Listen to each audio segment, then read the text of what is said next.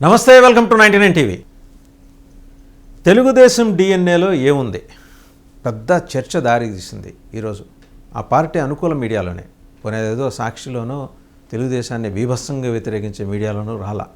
పూర్తిగా ఆయన తెలుగుదేశం పార్టీకి అనుకూల మీడియాలో వచ్చింది. తెలుగుదేశం డిఎన్ఏలోనే పిరికితనం ఉందిట. ఎంత నామర్దాయన మాట. పార్టీ పెట్టినవాడు ఎవరు? మహానుభావుడు ఎన్టీఆర్. ఆయనకి మడమ తిప్పటం తెలియదు. నేరుగా నిలదీసి కేంద్రంలో ఉన్న ఇందిరాగాంధీ ప్రభుత్వాన్ని గడగడలాడించిన యోధుడు.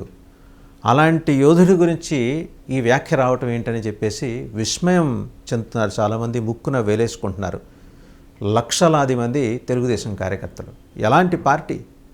కాంగ్రెస్ వ్యతిరేకతతోటి దేశ స్థాయిలో ఉన్న జాతీయ నాయకులందరినీ ఒక వేదిక మీదకి తీసుకొచ్చిన ఎన్టీఆర్ పెట్టిన పార్టీకి ఆ పార్టీ డిఎన్ఏలోనే పిరికితనం ఉందిట. ఇది జీర్ణించుకోలేకపోతున్నారు ఈ మాట. ఎందుకంటే చంద్రబాబు నాయుడు గారితో విభేదాలు ఉంటే ఉండవచ్చు కాక, వారి ప్రస్తుత ప్రభుత్వంలో ఉన్న మంత్రుల వైఖరి పట్ల భిన్నమైన అభిప్రాయాలు ఉంటే ఉండొచ్చు కాక, బట్ యాజ్ ఎ పార్టీ ఎంత కన్స్ట్రక్టివ్గా ఆ పార్టీ నిర్మాణం జరిగిందనేది ప్రతి ఒక్కళ్ళు గమనించి తీరాలి. ఎన్టీఆర్ ఒక్క పోరాటం చేస్తే రాష్ట్రం ఆయన బట్టి నడిచి వచ్చింది. అలాంటి ఎన్టీఆర్ పెట్టిన పార్టీ తెలుగుదేశం డిఎన్ఏలో పిరికితనం ఉందిట.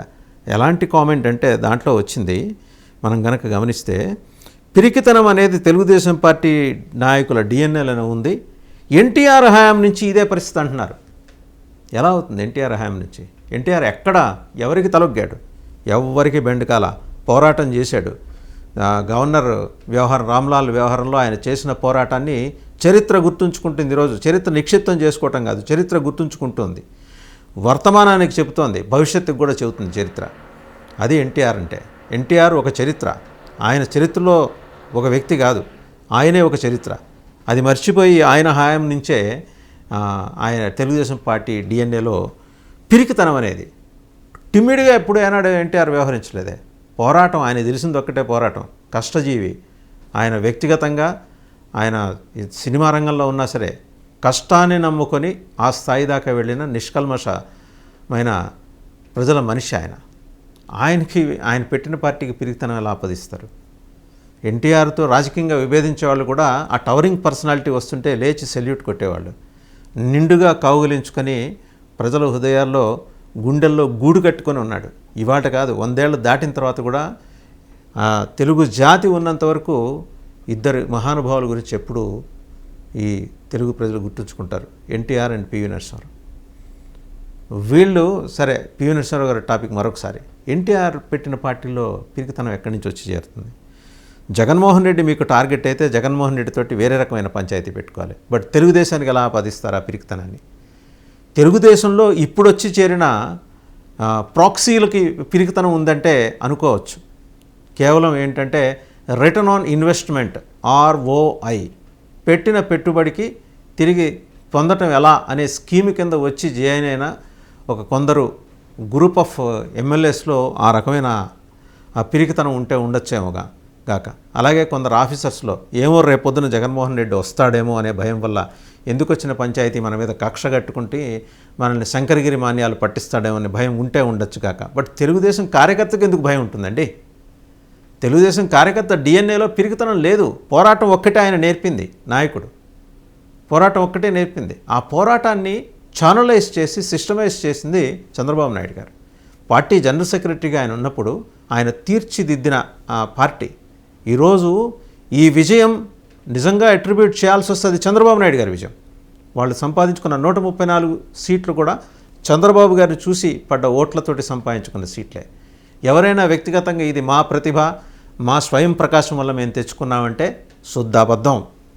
అలాంటి పార్టీకి ఆ పార్టీ డిఎన్ఏలో పిరికితనం ఏంటండి?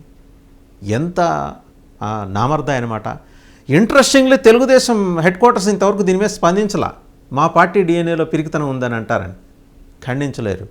వాళ్ళ అనుకూల మీడియాలో వస్తున్న కథనాలు ఇవి. వాళ్ళ అనుకూల మీడియాలోనే ఒకరోజు లిక్కర్ స్కామ్ గురించి రాస్తారు, ఒకరోజు ఇసుక గురించి రాస్తారు, ఇంకో రోజు ఎర్రచందనం అంటారు, ఇంకో రోజు మైనింగ్ ఆఫ్ సెవరల్ మినరల్స్ అంటారు. ఇన్నొస్తుంటే బెల్లం కొట్టిన రాయిలా ఇప్పుడు తెలుగుదేశం అడ్మినిస్ట్రేషన్ ఎందుకుందని అడగచ్చు. కానీ అసలు ఆ పార్టీ డిఎన్ఏలోనే పిరికితనం ఉందంటే ఎంతవరకు కరెక్ట్? నిలదీస్తున్నారు తెలుగుదేశం కార్యకర్తలు. మరి తెలుగుదేశం హెడ్ క్వార్టర్స్ స్పందిస్తుందో లేదో చూడాలి. ఒక యువనాయకత్వం అక్కడ ప్రజ్వరిల్లుతున్న వేళ లోకేష్ గారి ఆధ్వర్యంలో ఆ పార్టీకి పిరికితనాన్ని ఎలా అట్రిబ్యూట్ చేస్తారు, ఎలా అంటగడతారు? మంత్రి లోకేష్ గారు కూడా దీని మీద స్పందించాలి. Is the national general secretary. ఎంత మాట! ఇప్పుడు వైఎస్ఆర్సీపీ తోటి పోరాడి ఇవాళ అధికారం చేజిక్కించుకున్న తర్వాత పిరికివాడికి అధికారం ఎలా వస్తుంది? ఒకవేళ నిజంగానే తెలుగుదేశం పార్టీ డిఎన్ఏలో పిరికితనం ఉంటే ఈ పార్టీని మూసేసి అటక మీద పెట్టేసి వెళ్ళిపోవాలి. కట్టకట్టి అటక మీద పెట్టేసి వెళ్ళిపోలేదే, పోరాడరే.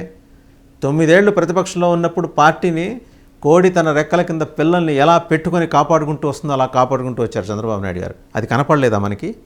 ఆ రోజు ఆయనది పిరికితనమా? 52 రోజులు జైల్లో పెట్టినా 75 ఏళ్ల వయసులో ఆయన ఏమన్నా ఇబ్బంది పడ్డారా? పోరాడొచ్చారు బయటికి. ఆ పోరాట స్ఫూర్తి తెలుగుదేశంలో కొరవడింది అనే రీతిలో ఇలాంటి కథనాలు రావడం అనేది తెలుగుదేశం కార్యకర్తల మనోభావాల్ని తీవ్ర స్థాయిలో గాయపరిచేసింది.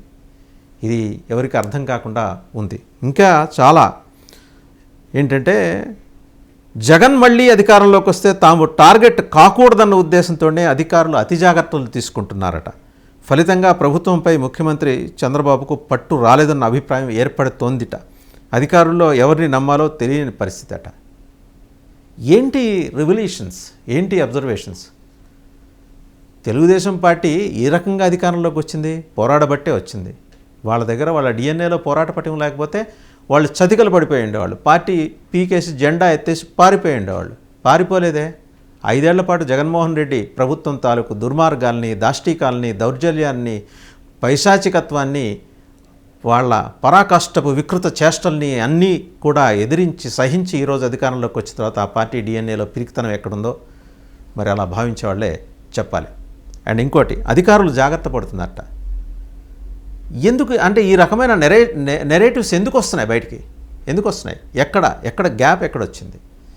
మనం ఏది రాస్తే అదే సత్యం, మనం ఏది చూపిస్తే అదే నిజం అనే పద్ధతిలో వెళ్ళటం అనేది ఎంతవరకు కరెక్ట్? ఇంట్రెస్టింగ్లీ తెలుగుదేశం పార్టీ ఇంతవరకు దీని మీద ఎక్కడ మాట్లాడలా.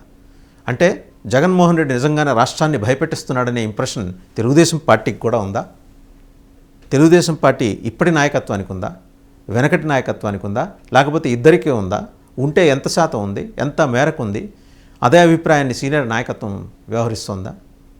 ఒకవేళ వీళ్ళు అనుకున్నట్టే వాళ్ళ పార్టీ డిఎన్ఏలోనే పిరికితనం ఉంటే జగన్మోహన్ రెడ్డి అనే భూతాన్ని 1000 అడుగుల గొయ్యి తీసి పాతేస్తామని చెప్పే అచ్చెన్నాయుడిది పిరికితనమా?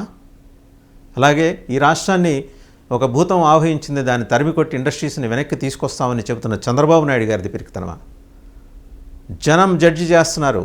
ఒక పాసింగ్ కామెంట్ ఒక పార్టీ గురించి 43 ఏళ్ళు సుదీర్ఘ చరిత్ర ఉన్న ఒక పార్టీ, ఒక కన్స్ట్రక్టివ్ ఐడియాలజీ ఉన్న ఒక పార్టీ, బీసీలకు అభ్యున్నతి అంటే ఏంటో చూపించిన పార్టీ, బీసీలకు రాజకీయ అధికారాన్ని పరిచయం చేసిన పార్టీ, అంతకుముందు లేదని కాదు, దాన్ని విస్తృత స్థాయికి తీసుకెళ్లిన పార్టీ డిఎన్ఏలో పిరికితనం ఉందంటే నమ్మటానికి జనం సిద్ధంగా లేరు. That is true.